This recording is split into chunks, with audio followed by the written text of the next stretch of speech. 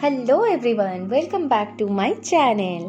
आज एक नए एपिसोड के साथ फिर से हाजिर हो गई हूँ। ये क्या है और आज क्या बना रही हूँ, इसको देखने के लिए तो आपको पूरा वीडियो देखना पड़ेगा स्टार्टिंग से एंड तक, और मेरी बकबक भी आप लोगों को झेलनी पड़ेगी। अच्छा, ये क्या है मैं पहले अच्छे से आपको डिस्क्राइब कर लेती हूँ। ये है टेराकोटा, मतलब मिट्टी को बर्न करके बनाने वाला सामान। अब दिखने में आपको फ्लावर वाज भी लग रहा है, दिखने में आपको दो मूर्ति भी लग रही है। मैं भी जब पहली बार इसको देखी थी ना, मैं तो कम्प्लीटली कंफ्यूज थी, व्हाट इज़ दिस। ये मुझे मिला मेरी ससुराल, जहाँ गांव की तरफ है, जहाँ पर लोग पॉटरी बनाते हैं। उसका एक पूरा एरिया है, हम लोग करते ना पाड़ा कल्चर, तो पाड़ा जैसा बना हुआ था, वहाँ मैं विज़िट करने गई थी एज़ यूजुअल। तब जिसका जो आदत है वो छोड़ नहीं सकते। तो मैं वहाँ पर जाने के बाद बहुत सारी मिट्टी का सामान लिया और देखी, मेरी नज़र इन दोनों के ऊपर पड़ी। एक्चुअली ये दो जो फिगर है ना, वो पहले मैं वर वधू जैसा लग रहा था, पर वर वधू नहीं है, ये लक्ष्मी गणेश जी की मूर्ति है।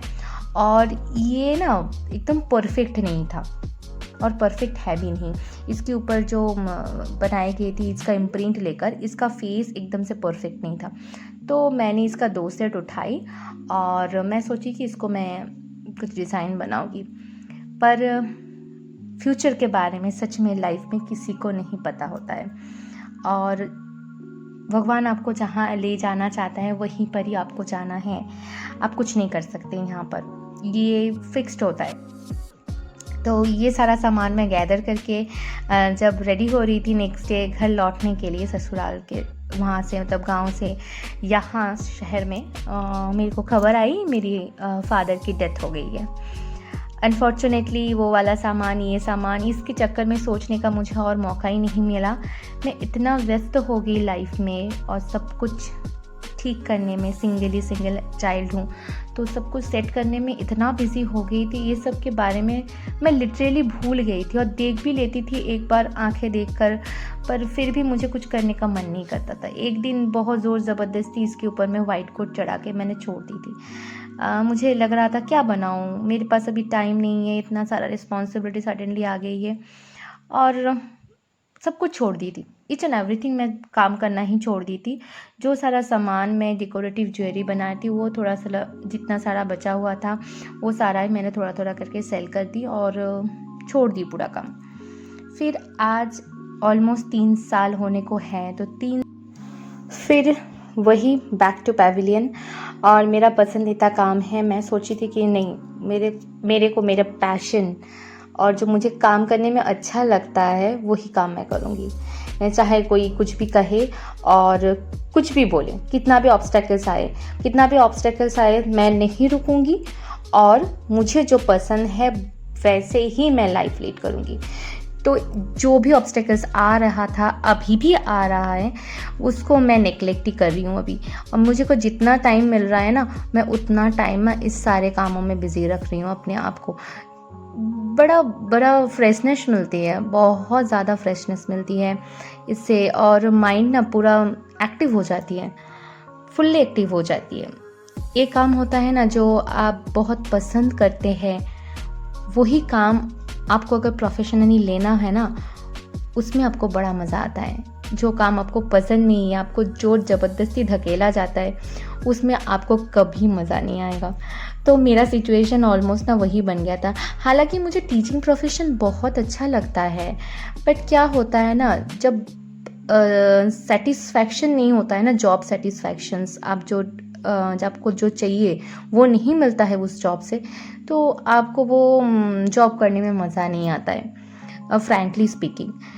तो मैं बहुत दिन से सोच रही थी कि क्या करूं, मेरे को तो शांति नहीं मिल रही है, शांति चाहिए लाइफ में। और जिस काम करने के बाद ना मैं फुल्ली एनर्जाइज्ड हो जाऊँ, पसीना हो, गर्मी हो, जाड़े की मौसम हो, कुछ भी हो, मुझे वही काम करने में मज़ा आए। तो मैं इस काम में लग गई हूँ, और बाय टचवुड मुझे बड़ा मज़ा आ रहा है। और आप लोगों का प्यार मुझे धीरे धीरे मिल रही है, धीरे धीरे व्यूज़ बढ़ रहे हैं, और मुझे सच में आप लोगों का प्यार की वजह से ही मुझे काम करने में एनर्जी मिल रही है। तो थैंक्स फॉर योर सपोर्ट, ऐसे ही सपोर्ट करते रहिए। और जो लोग नए हैं ना, मेरी चैनल को ज़रूर सब्सक्राइब कीजिए। मैं बहुत ज़्यादा इनोवेटिव आइडिया लाने वाली हूँ। मेरी और एक चैनल है जहाँ पर मैं स्पिरिचुअलिटी के ऊपर काम करती हूँ। I am a tarot card reader and recce healer. ये सारा काम को भी मैंने अपने प्रोफेशन में इस्तेमाल की। मैं जब इसकी ट्रेनिंग ले रही थी रेकी हीलिंग में, मैं पूछ रही थी, मेरा दोनों हाथ ना जलता था। वाई मेरा दोनों हाथ बहुत मैंने हीटेड हो जाती थी, जलती थी। तो मैंने मेरी मास्टर गुरुजी से पूछी कि ऐसा क्या है, मेरे बार बार मेरी दोनों हाथ क्यों जलती है इतना। जैसे मिर्ची लगने के बाद जलन होती है या आग लगने के बाद जलन होती है, मेरे दोनों हाथ ना बहुत जलते थे। तो मैंने जब रेकी कॉल करती हूँ तब मेरे दोनों हाथ बहुत पेन होता था। तो एक दिन मैं पूछ ही ली उनसे कि सर ऐसा क्यों होता है मेरे साथ। मैं जब रेकी कॉल करती हूँ, जब भी मैं मेडिटेशन में बैठती हूँ, मेरा पूरा बदन जलता है और मेरा पूरा हाथ भी जलता है। तो समहाउ ही आस्क्ड मी, मेरे को ऑनलाइन क्लास होती थी, तो मुझे पूछा कि क्या आप कोई क्रिएटिव काम करते थे जो आप स्टॉप कर दिए। गाना बजाना, हाथ से इंस्ट्रूमेंट बजाते थे या कुछ ऐसे क्रिएटिव काम आप करते थे कि ये सब आपका बंद हो गया है। मैंने बोला जी सर, मेरे को पेंटिंग का, क्राफ्टिंग का शौक़ था और मैं गाना भी गाती थी, जो परेशानी की, फैमिली प्रॉब्लम की वजह से मेरे को वो स्टॉप कर देना पड़ा। तब जाके वो बोले इसकी वजह से आपका हो रहा है, क्योंकि आपकी जो एनर्जी है वो एनर्जी निकल नहीं पा रही है, वो क्रिएटिविटी निकल नहीं पा रही। कोशिश कीजिए इसको फिर से दोबारा शुरू करने के लिए। वो मुझे बहुत इंस्पायर्ड किए मेरी लाइफ पे।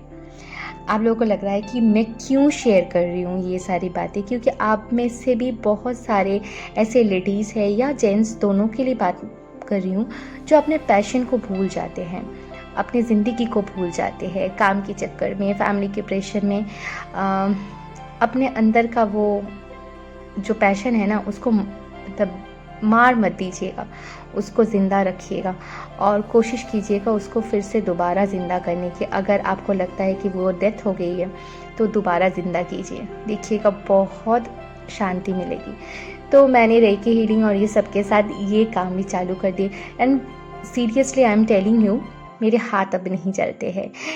और क्यों नहीं जलते हैं आपको तो देख के पता ही लग रहा होगा। मेरे जितने सारे क्रिएटिव आइडियाज़, थॉट्स हैं, मैं इसके ऊपर करती हूँ।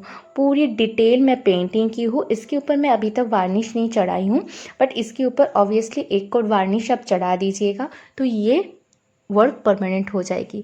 तो कैसे लगी मेरी गणेश जी और मेरी लक्ष्मी जी की मूर्ति, ज़रूर बताइएगा कमेंट बॉक्स में। ऐसे ही मुझे सपोर्ट करते रहिएगा और मेरी कहानी आपको इंस्पायरिंग लगी कि नहीं ये भी बताइएगा। तो थैंक्स फॉर वॉचिंग। देखते रहिए, सब्सक्राइब कीजिए, लाइक और